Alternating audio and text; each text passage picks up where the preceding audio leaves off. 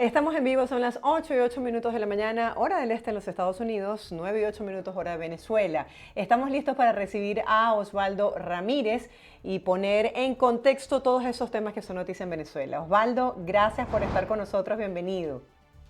Buenos días, Mario, y feliz mañana para todos. Sí, estamos hablando, Osvaldo, sobre el tema del diálogo. Por un lado, Jorge Rodríguez condicionó el diálogo a la entrega de estos 3.200 millones y por el otro lado vemos al jefe de la delegación opositora, Gerardo Blay, diciendo que el acuerdo suscrito en México, pues jamás se señaló que estos 3.000 millones de dólares serían transferidos de un solo golpe, ni tampoco que entrarían en la cuenta del gobierno. ¿Qué ha pasado con el tema del diálogo? Mira, lo primero es entender que yo creo que se está tratando de imponer una narrativa, un framing comunicacional, ¿ok? Por parte, por supuesto, de Jorge Rodríguez como vocero, de que no se ha podido avanzar porque simplemente no se ha cumplido el acuerdo social. Hay que entender y recordarle a quien nos está escuchando y viendo que este acuerdo social en el cual se descongelaban 3.200 millones de dólares en un lapso de 3 años y que esta cantidad de dinero iba a ser manejada a través de fondos que a bien pudiera tener las Naciones Unidas, entre otros implementadores internacionales, y que implican claramente ajustarse a la burocracia que tienen estos organismos. ¿Y por qué implica esto? Simplemente porque ellos tienen un modo de actuación que busca la transparencia absoluta de todos estos recursos que van a entrar a paliar, a mitigar la emergencia humanitaria compleja que está atravesando Venezuela.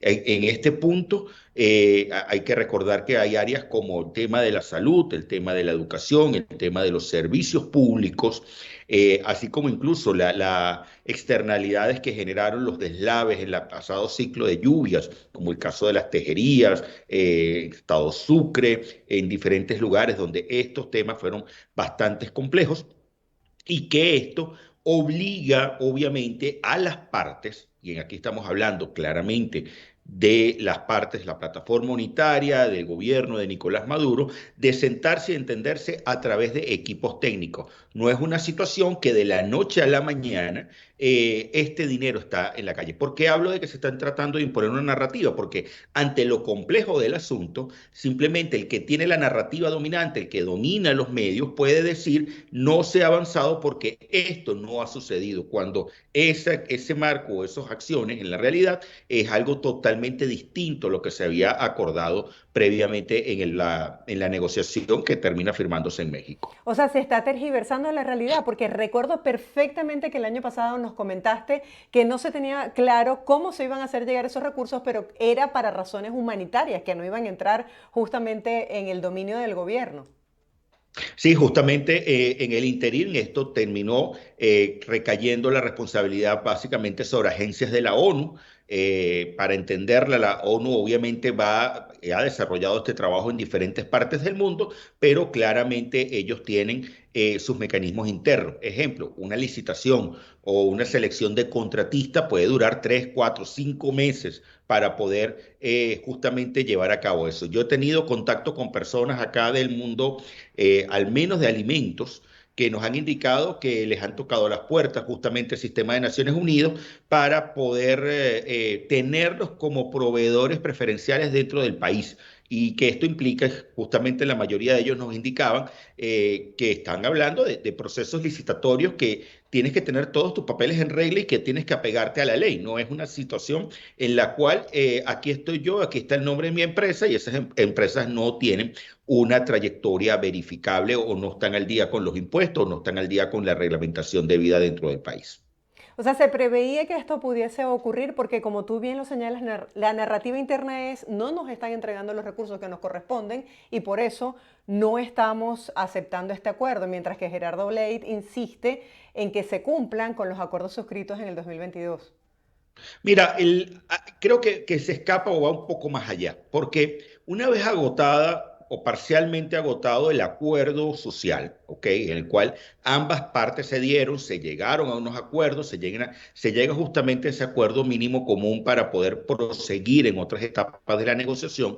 Esas otras etapas de la negociación que están atadas a lo político electoral, pareciera que se le están dando unas largas importantes, simplemente usando de excusa que yo no he obtenido lo que espero de esta primera etapa del acuerdo. Recordemos que esto ya se había firmado, un cronograma y había cierta luz, cierto humo blanco, y no estoy siendo no tiene que ver con tiene que ver con la metáfora papal de escogencia de papa en el Vaticano. Había habido humo blanco en relación con que se iba a tocar primero todo el tema humanitario, se congela el acuerdo prácticamente por un año, se acuerda de nuevo la transferencia de fondos, entre otra cantidad de cosas que sucedieron y que permitieron claramente que regresara a la mesa de la negociación el gobierno de Nicolás Maduro, que se había parado unilateralmente de la mesa. Y ahora lo que estamos viendo es, bueno, obtenido lo que yo quiero, no en la velocidad que aspiro, porque ahí hay una realidad, eso no lo vas a obtener todo en un solo tramo, un solo golpe, simplemente eso lo vas a obtener en un lapso de 3 años. Ahora yo le voy a poner trabas para discutir lo realmente importante o lo que obligó a que nos sentáramos en una mesa de negociación por intermedio del Reino de Noruega allá en México. Y es cómo darle condiciones electorales a una cantidad importante de venezolanos en general que son votantes para poder lograr claramente que en Venezuela haya elecciones libres, justas y transparentes. Ahora, ¿cómo afecta esto el tema de las primarias? Porque no le quita importancia a las primarias cuando ni siquiera se ha hablado cómo se va a llevar a cabo las elecciones presidenciales. Mira, para mí no debería estar una cosa atada de la otra. Ojo, esta posición propia no tiene que ver con lo que yo estoy observando en algunos actores políticos que claramente quieren tratar de involucrar el tema de las primarias en la plataforma o en las negociaciones que haya en México. Te pongo un ejemplo. Tiene que discutirse, por ejemplo, primero el levantamiento de las sanciones que tienen personas que hoy están inhabilitadas políticamente, porque si eso no se da, yo no puedo participar en primarias. Hay una especie de precondicionamiento en ese aspecto. Otros aspectos indican, bueno, es que se tiene que acordar los elementos necesarios para garantizar la transparencia y la asistencia técnica del Consejo Nacional Electoral, y eso tiene que acordarse en la mesa de negociación para la primaria, cuando no necesariamente eso está atado a que sea un asunto de esa negociación. Recordemos que esa negociación está concentrada en una elección presidencial. Atar los dos eventos sería para mí un error importante, un error político significativo de no permitir el avance de lo que implica el terreno local, ejemplo, las primarias, con lo que implica el avance en el terreno internacional de los acuerdos. Osvaldo, ¿cómo ves las primarias, la organización como tal, la logística? ¿Se está en tiempo? Mira, a ver, yo creo que esto va más lento de lo que la gente aspiraba. Hay alguna fuerza dentro de la oposición tratando de hacer todo lo necesario para que estas primarias no se lleven a cabo, y si se llevan a cabo estén bajo el estricto control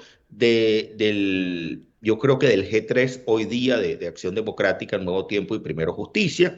Hay algunos actores que claramente dicen la asistencia técnica del Consejo Nacional Electoral es necesaria, y del otro lado del espectro hay gente que dice, miren, no, aquí tenemos que avanzar en un proceso de primaria lo más amplio posible, no debe participar el Consejo Nacional Electoral. Está el tema del financiamiento. Hace incluso algunos pocos días el partido Fuerza Vecinal indicó que estaría participando dentro de estas potenciales primarias. Ahora, no obstante, en tiempos, esa aspiración de que la primaria fuera la última semana, el último domingo de junio de este año, yo creo que prácticamente es irrealizable ya. Probablemente esto esté pasando para octubre, noviembre, si efectivamente se acuerda que se dé una primaria. Creo que hasta ahora el único aviso comunicado que ha dado la Comisión Nacional de Primaria es indicación de quiénes son los técnicos electorales que estarán allí, tanto los nombres propios que ha aportado la Comisión Nacional de Primaria como los de los partidos políticos, para una comisión técnico electoral de 15 miembros, pero en relación con quiénes son esas personas que estarán en cada estado pendiente de esta situación, o el tema de del fondo o los fondos necesarios para hacer la primaria, o el tema del voto en el exterior, que es un punto bastante álgido, te permito decir, porque prácticamente hay partidos que dicen que el voto del venezolano en el exterior es irrealizable, que no puede darse, no puede llevarse a cabo, porque simplemente no existen los mecanismos ¿Por qué telemáticos o dicen eso, presenciales para Osvaldo? hacerlo. Porque plantean que sería muy cuesta arriba poder llevar a cabo un proceso de depuración del registro electoral para efecto de que ese votante en el exterior le sea garantizado luego el derecho a participar y votar en la elección presidencial. Estarías jugando a algo que no necesariamente está atado al registro electoral formal del país. Y aparte de ello, en función de que el único mecanismo que pudiera darle realmente a los venezolanos, el que esté interesado, por supuesto, el derecho a participación, es un voto telemático bajo sistemas que tienen un alto costo, diferente a lo que implica la participación en el exterior. No obstante, hay otros partidos que dicen eso se puede realizar, hay mecanismos, ha habido experiencia, simplemente hay que garantizarle a esos venezolanos en el exterior en el voto. Pero esto ha sido un punto bien álgido entre la plataforma unitaria dentro de los partidos con la Comisión Nacional de Primarias. Quiero conocer tu opinión muy personal porque algunos dicen que desde el punto de vista técnico es factible el voto de los venezolanos en el exterior y otros argumentan que los que dicen que no es porque tienen miedo de que se les pueda voltear la tortilla con los votos. Mira, el tema de voltear la tortilla con los votos, porque he escuchado ese argumento de un par de candidatos de que simplemente ellos no cuentan con la fuerza en el exterior. Mira, no hay una métrica, no hay medida de opinión pública hoy que nos indique cuál es el pensamiento acerca de cómo votaría el venezolano en el exterior, ¿ok? Ni cuánto votaría, ni si estaría dispuesto a participar o no, si efectivamente votaría por la opción A, la B, la C o la D. Yo creo que este es un argumento falaz para tratar de impedir o decir yo no cuento con la simpatía de la gente. El segundo elemento es esto implicaría un reto importante para muchos candidatos de salir a recorrer esas comunidades en el exterior para poder atraer los votos necesarios. O sea, implica al menos visitas a 7 países en donde estos puedan hacer las respectivas campañas, países donde están concentrados la mayoría de los venezolanos, el caso obviamente de Colombia, Estados Unidos, Ecuador, Perú, Argentina, Chile, España, por nombrar los que tienen mayor concentración de venezolanos. Simplemente hay gente que dice, mira, no tengo los recursos o no pudiera hacer esto porque pudiera estar poniendo en compromiso actos proselitistas en suelos extranjeros. No todos los países tienen la misma disposición de aceptar esto.